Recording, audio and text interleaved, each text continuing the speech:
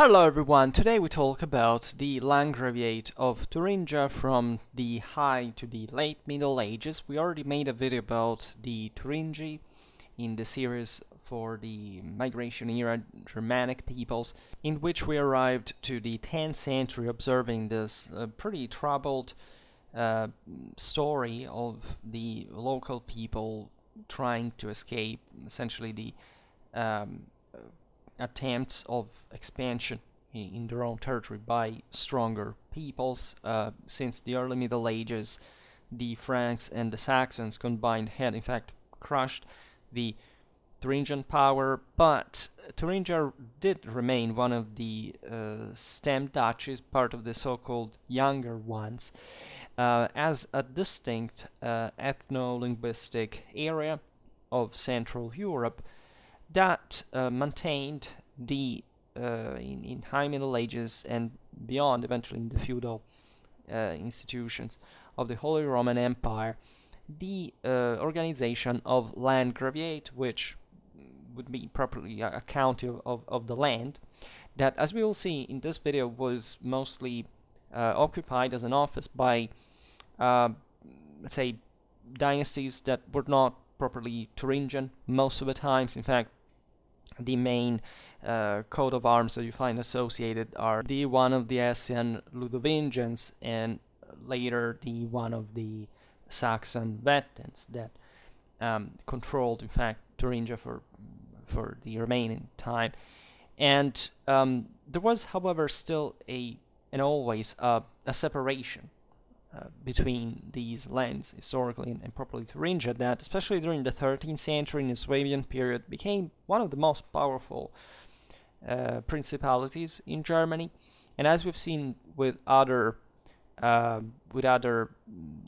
historical regions series, especially in Central Europe, Thuringia does follow basically the same pattern, right? An important, say, a long coalescence in early high medieval times, then this peak of power, prestige by the 13th century, and then with the collapse of the German monarchy in the same, essentially a dynastic fragmentation that in some cases also brought to the broader decline because of the wars, especially, as we will see, the Saxon fratricidal one at the end of the 15th century caused significant damage, not just to Thuringia, but to Saxony itself, that basically had monopolized the land and that up to that point had some potential to expand further, instead remained essentially secondary power in Germany for the centuries to come.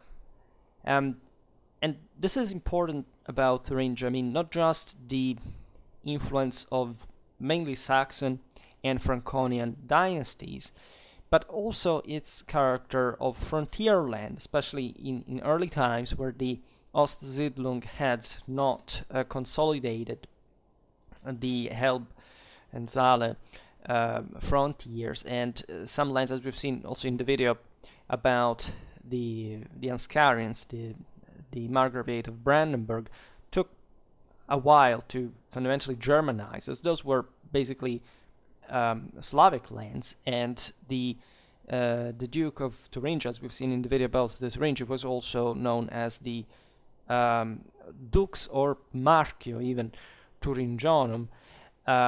So to stress properly the frontier area of this eastern marks, right, at the Slavic border, and as such also involved in the early phase of, at least of the chronological spectrum we're looking at today, in important events concerning properly the consolidation on the eastern flank.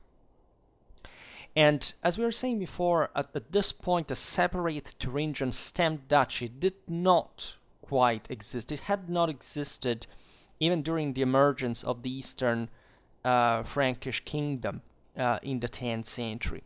Thuringia, Saxony, Bavaria had been the hardest hit regions by the Magyar raids. They were effectively the ones that the Magyars and the Slavs could destabilize to the point of collapse if the Ottonian coming back had not essentially prevailed over this fort.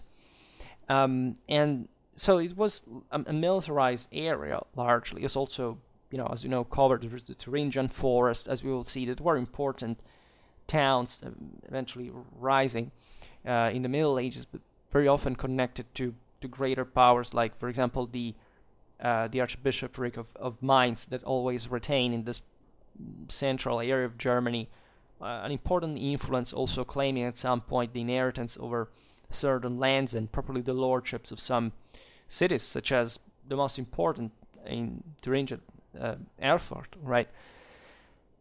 And the same Wartburg, as we will see, as capital of Thuringia, is effectively a castle, right? And yes, it's close to Eisenach and so on, but it's still, let's say, embodying in many ways, also, as you know, probably romantically, the spirit of Germanness, right? The Wartburg Castle, as we will see, for which reason now, is the symbol of the German nation, and much of the nationalistic mythology of the land in the 19th century made a spiritual symbol of the zeitgeist, especially of the Middle Ages and the peak of German culture in the 13th century. As also, Thuringia was effectively there is a debate on the linguistic influences and divisions and so on, but the cradle of Middle High German, right, and of the minnesang that were patronized at the court of Wartburg and so on. So many legends and stories, and that in part actually intertwine with historical reality, of course, of the times. So Thuringia is a bit in between here, between the wild northeast of Germany and the kind of more refined and advanced one of the southwest, we could say. And as such, it shared a bit, it probably profited also from a political point of view, because as we've seen, it was not, it would have not been otherwise like the seat of a powerful center on its own.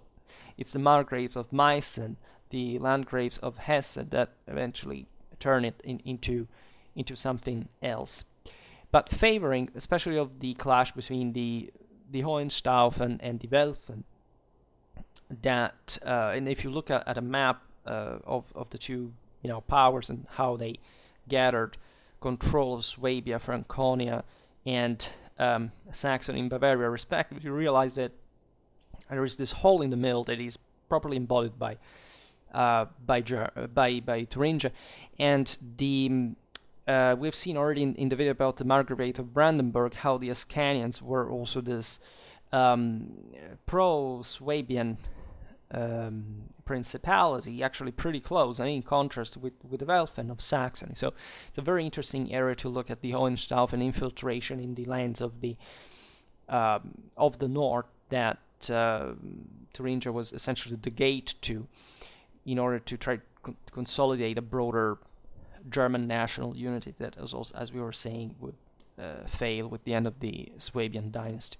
The most powerful lords of the land were the counts of Weimar and the margraves of Meissen, so the former being essentially a Thuringian power, the latter being the northeastern neighbor, properly part of the, in fact, eastern marches that were also in contrast with the Brandenburgers, and so on. And according to the medieval chronicler Thietmar of Merseburg, Margrave Eckhard I, died in 1002, was appointed Thuringian Duke at some point. Eckhard is a very interesting figure. He belonged to the Eckhardinger family. At some point he was exiled together with his father, with whom he participated to the defeat of the imperial army at Stila, where the German nobility was annihilated by the Saracens, which caused also a massive upbringing in Germany and at the Slavic frontier, with this great Slavic rising that was eventually put down with great difficulty by these local noblemen. So he survived the battle. He came back to Germany, and he supported Emperor Otto III at that point as the heir of Otto II. There was a problem of succession because originally Otto was a minor after his father's death that occurred later, not in the battle still, but still precociously. And he would follow the same Otto in Rome. He stormed Castel Sant'Angelo during the Crescenzi rebellion and therefore ensured Otto III's rule in the Urbs. And at Otto's death later on, he was actually the favorite for the election to the German crown, which is scarcely known. Eventually, that it was Henry II, the last Ottonian, that was elected, was the one of the Bavarian branch, not the Saxon one. And the reason why probably he was not chosen in the end, aside from some problems still in gaining support, was that he was in fact assassinated, and so the thing ended there. At that point, Thuringia's spokesman was William II of Weimar, Count of Weimar, that essentially remained in contact with Henry II during his reign. Later on, we have around 1112, Count Hermann I of Winsenburg. This was another important house. He was the Count of Formbach, Winsenburg, in fact, in Adelberg, and he is documented as a Thuringian landgrave as well, because the title was not, was not continuous, as we will see. Even the Ludovingians would even who founded Wartburg and established an important Thuringian base of power, did not immediately took on the title of landgrave. This was still a pretty informal and institutionally unstable system, for which the assumption of such titles was pretty much ad hoc. But this is the important documentation of the Landgravian title, and especially in the measure in which this equated to a sort of Thuringian secession from Saxony, that up to that point had somewhat hegemonized the Thuringian stem duchy.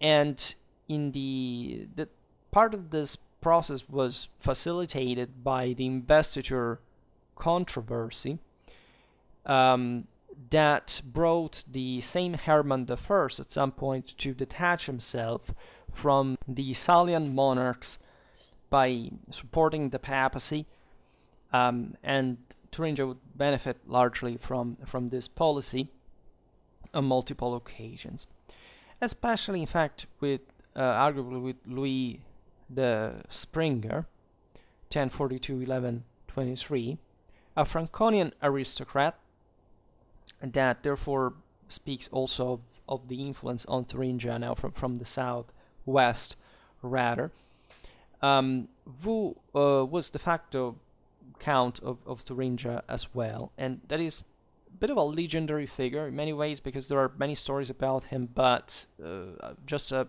few biographical data are certain. He is considered the founder of the famous Wartburg castle that allegedly he decided to erect while during a hunting party, a meeting with a mountain where the fortress would stand, overlooking the town of Eisenach, and which would become in fact the residence of his descendants that, beginning with his son Louis I, served the empire properly as Thuringian landgraves officially, and thus establishing also this title continuity. Louis initially had a similar policy to the predecessor. He had first the support of the Salian kings, but eventually he sided with the Holy See. He was famous for founding numerous buildings, not just Wartburg, but also many monasteries, for which the Pope also rewarded him with the title of Advocatus, of especially the one of Reinhardsbrunn, with monks from the Hirsau Abbey. And Pope Urban II even granted Louis the right to freely elect its abbot, so with some evident banning of imperial interference on this possessions that, as you know, were the monastic ones were quite important patrimonial investments, because they could enjoy such exemptions and more if they remained within the milieu of the family that had founded them by providing the abbots and so on. And there are legends about the same. The nickname of Louis stems from the fact that he had assassinated the Count Palatine Frederick III, and for this reason he had ended up arrested, incarcerated in the Giebichenstein castle in Halle, where he remained for 3 years. Eventually, understanding he would have probably been taken out, he threw himself, he sprang from the castle, throwing himself in the River Saale, at the bottom of it, where a faithful servant and his favorite horse, a snow white one named Swan, at least in German, was awaiting for him. And then the symbolism there is very nice, because the swan, as you know, is one of the symbols of sacred knighthood and of, let's say, in spite of Louis' affiliation with the papacy, etc., this idea of properly of imperium detained against, at that point, what was in fact the imperial policy in that regard. And so expressing still this through this pagan symbolism, however, the idea of the migration of the comitatus devotees, right, in the form of literally migrating birds or roaming knights that owned a specific power, like the Lohengrin, right, and this one from which he arrives from the heavenly seat, and so on. And so that's a bit of the romantic touch with which the founder of Wartburg fortress is endowed. And Louis I,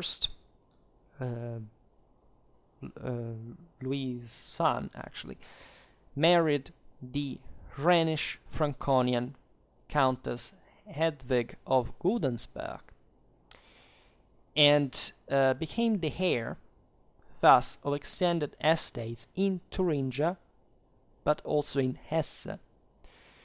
And this would begin, see, the Ludovingians were already Franconians, and so there was a further consolidation of the Franconian-Thuringian axis, right, more separated from the Saxon northeastern one. A close ally of King Lothar II against the rising Hohenstaufen dynasty, Louis I was appointed Landgrave of Thuringia in 1131.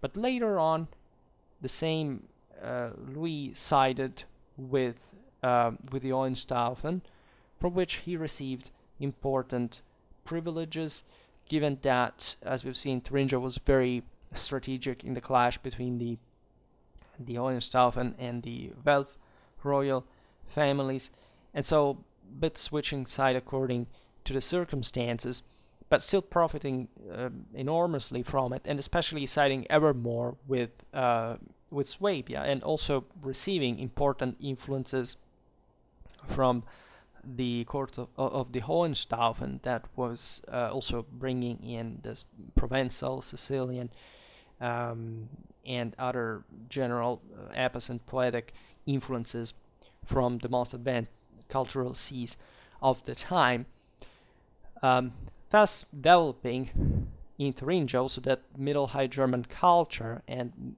minnesang activity that the same Thuringian court is mostly famous for. And the Ludovingians managed to maintain their own Landgraviate throughout all this time. So it was a moment of stability, of continuity, in which Thuringia largely expanded its power. And beside the Wartburg, in fact, the Ludovingian landgraves founded further lavish residences that eventually were built on historically. You can still today in their magnificence, but they date back to their time, such as the Neuenburg Castle near Freiburg and the Marburg castles in essentially in the Hessian estates of the dynasty. So this was the golden age, not just for Thuringia, but for Germany as a whole under Hohenstaufen rule. The court of Wartburg became famous for the legendary Sängerkrieg of 1207. That seems, it probably stems from a historical event. There was a competition essentially by some of the most important minnesang that were all knights and composers, such as Wolfram von Eschenbach and Walter von der Vogelweide. And however, there is a mythology around the event for which historiography never clarified entirely. In fact, the circumstances, the actual participants, sometimes you find some fictional minnesänger, such as Heinrich von Ofterdingen, or also historical ones that, however, were anachronistically listed as participants, such as Reinmar von Zweita. And the important, though, is, however, the as in every legend, there is a bottom of truth, let's say, and surely the tradition about the Sängerkrieg that started from the same 13th century sources witnesses the magnificence of the court and the great also intellectual vivacity of these individuals that in fact this is an idea we got separated from, but the idea that being a knight, being violent, being in the bloom of youth, and killing and going out for adventures and risking, etc., is actually associated as the peak of male criminality, as also as the peak of male creativity. And in fact, there is hardly anything so deep and charming and fascinating like medieval epos and the sensitivity of these individuals that again could eventually simply leave for the Crusades, as the Tannhäuser, for example, that Wagner also dedicated an opera to set in Wartburg that left for the Baltic Crusades, right? That were also the habitual testing ground, say learning ground in school for the science of the most powerful German houses of the time. And you perfectly know the degree of unspeakingly traumatically violent reality of the Baltic Crusade. So it's all one with it. And the Tannhäuser is also connected to another very important figure of the Thuringian court, that is Saint Elizabeth of Hungary, right? Saint for the Catholic Church, who was in fact the daughter of King Andrew II of Hungary. She had illustrious ancestors. It was mixed blood, Germans, Silesians, Poles, etc. Some of her ancestors were included, for example, Vladimir the Great of the Kievan Rus, etc. And she was married to the Landgrave of Thuringia, Louis IV, who married her at Wartburg in 1221. She was 14, he was 21, and they loved each other immensely, and so they became this tragic heroes couple, as fundamentally Louis IV, they both died prematurely. Like Louis IV was appointed as Marshal of the Empire by Frederick II, right, of Hohenstaufen, and he took the cross at the Diet of Cremona, together with the emperor, for the Sixth Crusade, and died in Brindisi at the port for the Holy Land, because of the plague that had broken out. And as you know, that was the moment in which literally the imperial Sicilian fleet left the harbor, but the epidemic was so intense. The same Frederick II got sick, but he survived, and they had to launch at the other season. It's the one which Frederick arrived in Jerusalem, managed to reclaim it from the Sultan of Egypt with his diplomatic arrangement. And Louis IV died at 27 after he was given the anointing by the Archbishop of Jerusalem and the Bishop of Santa Croce, which give us, the Marshal of the Empire, just the idea of, what this man could be capable of, right? And he left his pregnant wife. They had 3 children. His last daughter was born days or weeks after his death, and Elizabeth had allegedly premonitions about her husband's death, because when they parted, she said she had this premonition they would have met again. When she learned of his death, she said, he's died, his dad is dead, and this has changed everything for me. And Saint Elizabeth is mostly famous for her miracles, the miracles of the roses, that in part of this kind of phytomorphic ideal is resumed also in the Tannhäuser by Wagner. As in the story, she's not really Saint Elizabeth, but she's the name is obviously connected with the Tannhäuser and those years, and the saint. Elizabeth was already predisposed towards charity before her husband's death, and he had apparently not.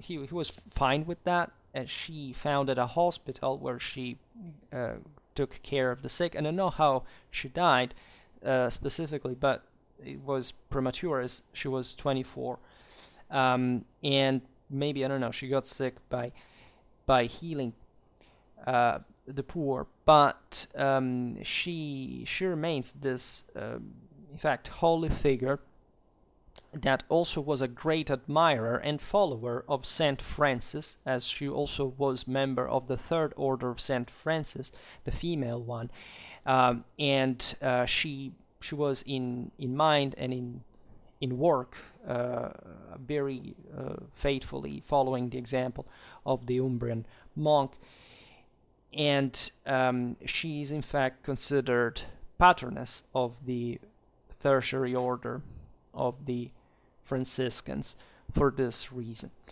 So it's pretty sad, but what is interesting about that is also the consequences for Thuringia of such premature departures, as when Landgrave Louis IV died, Thuringia was one of the mightiest princely houses of the Holy Roman Empire, and quite connected also to the Swabian coast that was still strong. Thuringia had witnessed an important urban development. Landgrave's town privileges were conferred to Mühlhausen, Nordhausen, which also became free imperial cities, so importantly connected with the Hohenstaufen in that regard, so they were free to side with the Swabians, right? So in other instances, certain German towns were made free and imperial to actually take them away from the local lord from the imperial authority, and there was a competition about the land, and especially the destiny of Hesse-Thuringia, given that the Ludovingians were heirs were rulers of both, lords of both. The Archbishop of Mainz, that in Thuringia was lord of the largest city of Erfurt, considered, for example, Hesse and Thuringia in part as well, as his own fiefs. The Teutonic Knights had an important establishment in Thuringia as well, because the local landgraves had given permission to establish several commanderies east of the Saale, such as in Altenburg and Schleiz, and with the administrative seat of the Thuringian Teutonic Baalbek in Zwetzen, near Jena. Ludwig IV was followed by his brother Henry Raspe as Thuringian Landgrave, and Henry was a very relevant figure, as he had been appointed as German governor by the Emperor Frederick II in 1242. This evidently shows how important Thuringia was for the imperial policy. However, when Frederick was declared deposed by Pope Innocent IV in 1246, Henry essentially rebelled and became famous also historically for his 9 months long anti-kingdom by having secured the support of the archbishops Siegfried III of Mainz and Conrad of Cologne, that at this point, differently from the past, were essentially signing against imperial rule, as this is already after the edictum in favorem principum that Frederick had to issue, essentially to sell public rights in Germany to secure his own private power, as basically these other lords were doing in the broader collapse of the public monarchic structure of the land, and at this point the King of Germany was actually Conrad IV. I mean, he was together with his father still, as the same Frederick II had entrusted the administration of Germany still while his son was there, to the same Henry Raspe and the King Wenceslas I of Bohemia. And again, this shows how much Frederick, in this moment of collapse of the monarchy, trusted among the German princes the most the Thuringian Landgraves, right? And whereas the kings of Bohemia were considered still, in spite of the fact that Bohemia was part of the empire, but still some kind of external force. The problem was really Germany, right? As Bohemia was actually growing powerful, and that's also why it was and kind of more unitary under the Przemyslids, and didn't suffer the same disarticulation that Germany was undergoing. And this is an opportunity that, as we've seen, Henry seized, as he received at that point also papal support, and he was at that point naturally mocked in the German let's say pro-imperial and anti-papal tradition as Rex Clericorum, or Pfaffenkönig. That, however, was essentially half of the position of the Germans whenever, such excommunications of the rulers took place, quite shrewdly. And he waged war in the same Swabia, the heart of the Hohenstaufen, by besieging Ulm and Reutlingen, but he was wounded mortally in one of these operations, and he died having coming back to Thuringia in Wartburg. At that point, the succession of Thuringia became a much greater problem. Same Henry Raspe, at least he is considered a bit by all the mythology revolving around Louis IV and Elizabeth of Hungary, a bit the anti-hero of the situation, because eventually he turned against Frederick II, and so there is the breaking of the order in kind of, in a sense, in a Twilight of the Gods style. And some legends about Elizabeth of Hungary essentially picture him as at least somebody who would question her choices and so on. So there is a negative bias there. But objectively, he, for example, had an important, say, interference with his nephew's, the firstborn son of Ludwig and Elizabeth tutelage, as he was a minor, and he died when he was 19. Some say he was poisoned by Henry, but there's kind of voices that cannot be confirmed. In any case, Henry hadn't had male heirs on his own, so in this pretty troubled moment of, eventually Frederick II died in 1250. Yes, the Swabians went on for a while, but there was the Great Interregnum. This massive power of Thuringia was claimed by multiple actors. We've seen the Archbishop of Mainz had this kind of broader interest, especially on Hesse.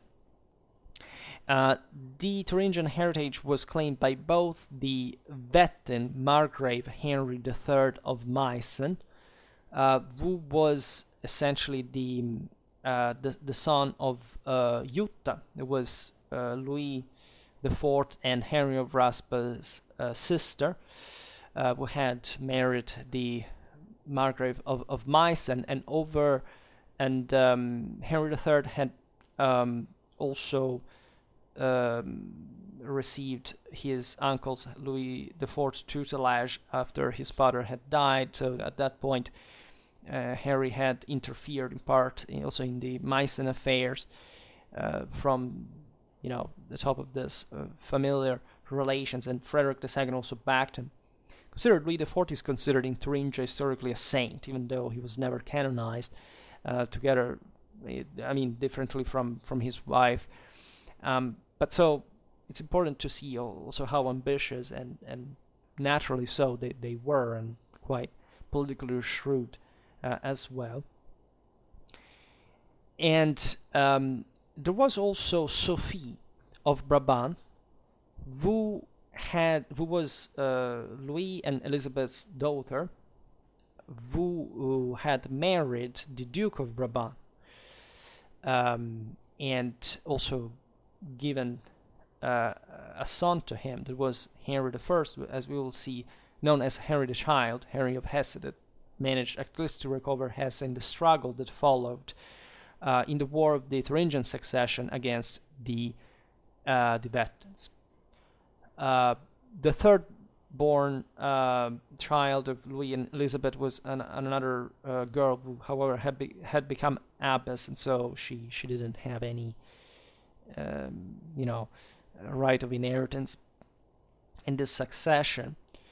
And the war was brutal, as of course it would also damage the land, but especially it brought to the separation of the Landgraviate of Hesse from the one of Thuringia, because the final settlement was essentially the Wettins managing to maintain control of over Thuringia, whereas Henry Henry the Child, managed to succeed to the Landgraviate of Hesse, that at that point was being threatened, as we've seen by the Archbishop of Mainz, claims of lordship on the land, but the secular nobility opposed that, and so they managed to establish him on the throne. It was Hesse was too much of a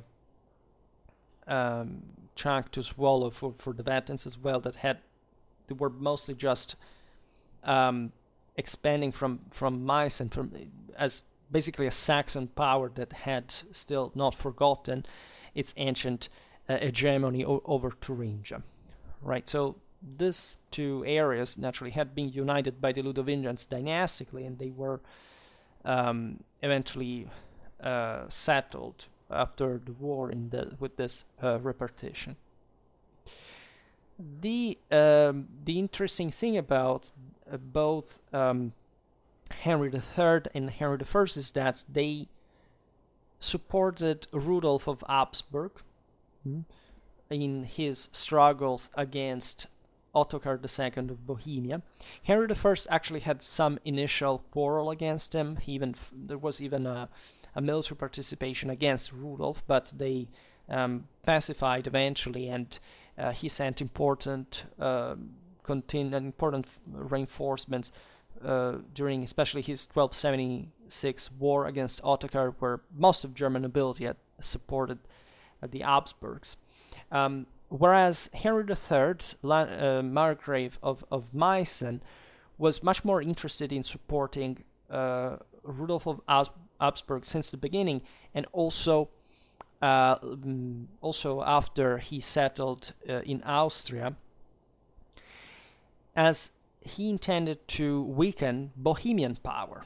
See, Thuringia is just, in the east of it there is Silesia, and then Bohemia practically. There is just the Markov Zeit fundamentally in between it, but at some point there were some Thuringian held castles that are in today's Bohemia, etc. So they were pretty close, and thus a weakened Bohemia, like the one that emerged after the defeat of Ottokar II of Bohemia at Markfeld, rendered these western neighboring lands more, say, freer-handed to extend their own power towards this eastern direction, right, from this Thuringian side, essentially towards the Upper Saxony direction. It was mostly Brandenburg at that point that gained, the greatest power in the area, but still it was important for Meissen, that also was opposed to Brandenburg, in fact, and that now controlled Thuringia, to reinforce its southeastern borders as well. So this is the main division that in many ways, as we were saying at the beginning of the video, resembles the one of the other German principalities at this time, as also the dynastic struggles didn't actually end here. The Meissen Margraves of the Wettin dynasty retained the Landgravial title. As you know, the Wettin eventually, together with they were a bit the last of these, but together with the Habsburgs, the Luxemburgs, and the Wittelsbachs, in part also the Hohenzollern, came to be the most powerful rulers in Germany. It extended their control on Saxony eventually. And at the death of the Margrave Frederick III of Meissen, 1349-1381, so great moment of crisis, again, because of the plague and the further, fragmentation of some of these even important dynastic possession. His younger brothers divided their Thuringian heritage, right? His sons split Meissen among each other, the brothers Thuringia. And in 1382, after a war that had already broken out over its control in the 1382 division of Chemnitz, whereby Thuringia passed to Balthasar, that was one of them. Upon the death of Balthasar's son and heir, the Landgrave of Thuringia, Frederick IV, Thuringia fell to his nephew, the Elector Frederick II of Saxony. This brought, in turn, after some, there were different heirs, and some of them died, other renounced to their inheritance because they became bishops, etc. So it got down essentially to the conflict between Frederick II and his brother William III. So counted as Landgrave of Thuringia, he was also claimant to the Duchy of Luxembourg, but this is another thing. In any case, the two brothers were forever quarreling about the division of the Thuringian inheritance, bringing to essentially an important set of wars known altogether as the Saxon Fratricidal War, which actually was waged between 1446 and 1451. It was part of a broader conflict that broke out even after the 1445 division of Altenburg, which was a major deal in German history at the time, because these two brothers fundamentally were engulfing the whole country in this broader issue, as they couldn't agree on how to split Thuringia, which was not even... Yes, the Saxony altogether was very powerful, and Thuringia also was not an irrelevant asset, but the broader point for which they couldn't agree was objectively not worth the amount of destruction that this war brought. And at that point, even Frederick III of Habsburg had intervened to watch over the division of Altenburg. Even the Margraves of Meissen and the Landgrave of Hesse had, given their proximity to the land historically, had participated to invite the two brothers to an agreement, which was reached, but after which they still broke peace, and they fought each other in this dramatic clash, which actually brought in the end to the Thuringian lands falling to William, hence William III, but he also died childless in 1482.